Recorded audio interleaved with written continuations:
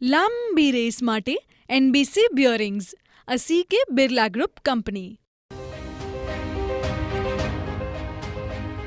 નમસ્કાર, સમાચાર સાથે હું છું હિના. બુલેટિનની શરૂઆત કરીએ કે જ્યાં મહત્વના સમાચાર પ્રાપ્ત થઈ રહ્યા છે રાજકોટમાંથી.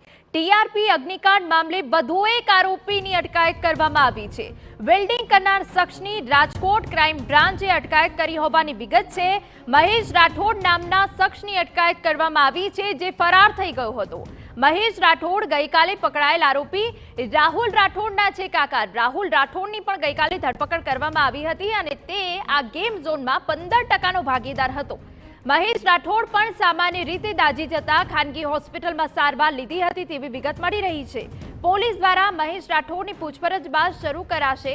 આજ બપોર સુધીમાં મહેશ રાઠોડની ધરપકડ થઈ શકે તેવી વિગતો મળી રહી છે. જોકે અટકાયત કરવામાં આવી છે.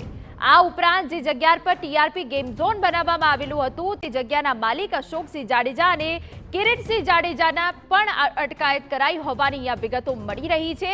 તો જેમને વેલ્ડિંગનું કામ કરી રહ્યા હતા તેમની અટકાયત થઈ ગઈ છે અને અત્યાર સુધી ધવલ ઠક્કર કે જેઓ પણ સકંજામાં છે, અશોકસિંહ કે જેઓ પણ સકંજામાં આવી ચૂક્યા છે તેમની અટકાયત થઈ ચૂકી છે. કિરીટસિંહ જાડેજાની પણ અટકાયત કરવામાં આવી છે અને હવે વેલ્ડિંગ કરનાર શખ્સની પણ અટકાયત કરવામાં આવી છે.